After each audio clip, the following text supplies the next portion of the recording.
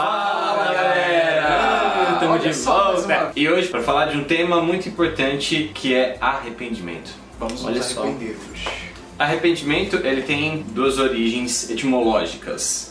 Em hebraico vem de sharatak, que significa um remorso profundo que faz com que a pessoa mude de atitude, e no grego metanoia, que é basicamente isso também, mudança de atitude. Porém, existem dois tipos de arrependimento. Existe o arrependimento que a gente na teologia vai chamar de legal, né? E o arrependimento que o próprio Calvino vai chamar de evangélico, que existem duas diferenças entre eles. O arrependimento legal é quando a pessoa se arrepende pela consequência. Já o arrependimento evangélico é o arrepender-se para voltar-se a Deus. É quando você renuncia ao seu eu e volta-se para Deus. Você deixa a sua vontade em prol de fazer aquilo e se converter a Cristo. Você acaba odiando o pecado, busca não mais cometê-lo. Falando em outras palavras, talvez você já tenha ouvido o arrependimento genuíno e o arrependimento tratado como remorso. Aquele ato de você se arrepender não pelo fato em si, mas pelas consequências que aquele fato te proporcionou. Ou seja, eu não me arrependo de ter matado uma pessoa, mas eu me arrependo de ser preso por essa morte, pela culpa dessa morte. Via de regra, funciona mais ou menos assim. Para esse arrependimento ser genuíno, ele precisa provocar uma transformação. Vindo da palavra do grego e do hebraico, essa mudança de mente, essa mudança de atitude, ela é necessária para que esse arrependimento seja comprovado na vida real, no que você realmente fez. Agora, aquele que mente, não mente mais. Pelo contrário, da boca só era apenas palavras boas. Aquele que era irado, ele não é mais irado, ele se acalma e trata as pessoas com mansidão, com bondade. Aquele que talvez fazia fofoca, agora apenas fala bem das pessoas. E pelo contrário, ele odeia esse tipo de fofoca, esse tipo de pecado. Exatamente. O destaque para o texto que a gente deixou aí no começo do vídeo é exatamente isso. O perverso, ele vai abandonar o seu caminho, o ímpio vai deixar de praticar o seu pecado e eles vão se voltar contra Deus. E é aí que está o segredo do... Contra Deus, não.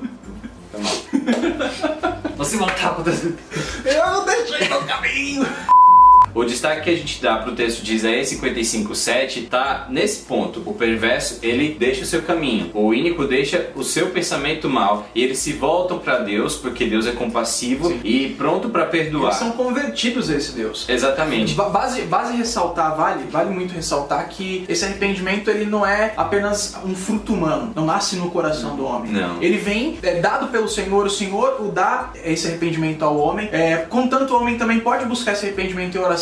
Mas o ato do Senhor perdoar e colocar esse arrependimento no coração humano é que faz realmente o cara voltar do caminho, ou seja, ter essa transformação. É mais moldado pela mão do Senhor, de uma maneira sobrenatural, ao olhar o confronto da palavra, o Espírito Santo gritando em grandes vozes dentro do nosso coração e dentro da nossa mente, para que nós realmente reconheçamos o nosso pecado, reconheçamos as nossas atitudes e sejamos agora firmes ao ponto de voltar a Ele. Né? Exatamente. Sim. Parece simples a gente olhar para o texto de Isaías 55, versículo 7, e olhar: deixe o perverso o seu caminho. Parece simples a gente olhar e falar assim: nossa, verdade, eu preciso deixar o meu caminho, né? Eu preciso renunciar às minhas vontades, deixei, pronto. Mas não, como a gente até falou no vídeo anterior sobre perseverança, que muitas vezes a gente troca essas prioridades de Deus pelas prioridades mundanas, as prioridades que a gente mesmo estabelece. Então, como que a gente pode, uma vez que a gente mesmo estabeleceu o nosso próprio caminho, que é incorreto, deixar esse próprio caminho, né? Então é muito complicado e é através disso que a gente vai começar a entender um pouco mais sobre o arrependimento. O foco do arrependimento, esse arrependimento evangélico, ou melhor, arrependimento que te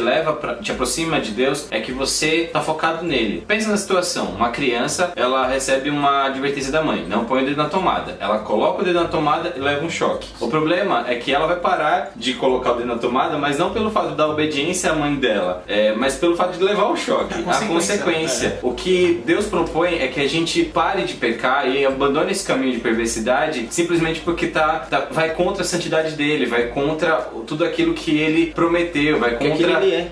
Vai contra quem ele é.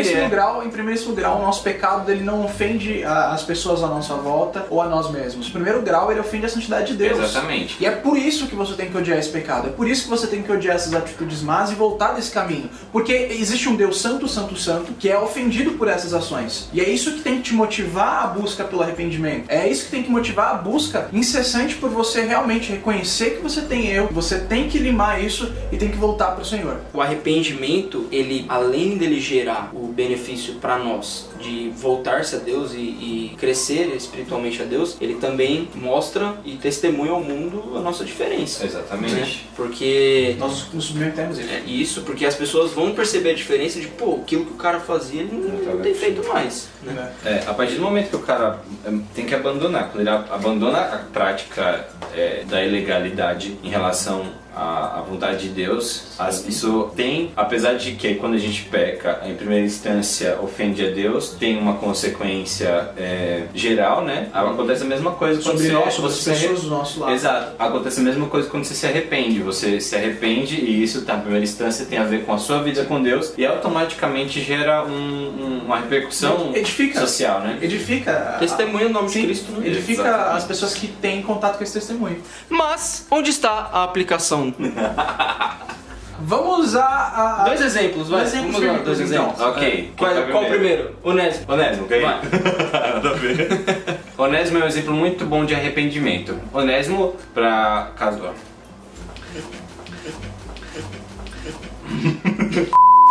Um exemplo bom de arrependimento no Novo Testamento é o Onésimo. O Onésimo era escravo de Filemon e ele rouba o senhor dele e foge. Nessa fuga ele conhece Paulo e Paulo começa a discipular ele. Apresenta o evangelho pra ele. Exatamente, ele é tratado e ele se arrepende. Paulo escreve uma carta para Filemon a fim de que ele o receba de volta, já que era escravo, ele tinha que voltar para a situação que ele já se encontrava, apesar de ser livre de todo o pecado, mas ele era escravo, servo de Filemon, e daí ele volta arrependido. Isso é muito legal porque vai de encontro àquilo que a gente falou. O arrependimento mesmo, ele não é só uma questão tipo, não, beleza, me arrependi, tô bem aqui. Não, você tem essa mudança, né? Tem que essa gerar uma transformação. Essa mudança. Tem que submeter essa transformação, e é isso que o Onésimo faz. Ele se submete às ordens do antigo Senhor a fim de restituir o que ele fraudou daquele Essa Senhor. volta é basicamente o que a gente tá falando. Ele se arrependeu e ele Faz todo sentido. Ele deixou com voltar. Isaías 55. Exato. Exatamente. Ele podia ser só um escravo assim, beleza, agora eu tenho Jesus na minha vida, mas eu vou continuar aqui curtindo uma vida livre, poderia. Mas o fato dele ter voltado para a situação de continuar sendo servo de Filemon mostra que o arrependimento que Cristo promoveu na vida dele era realmente genuíno. Mas e quando o meu pecado, quando o meu erro, ele provoca uma consequência que é irreparável? Boa pergunta. Quando algo acontece, E aí?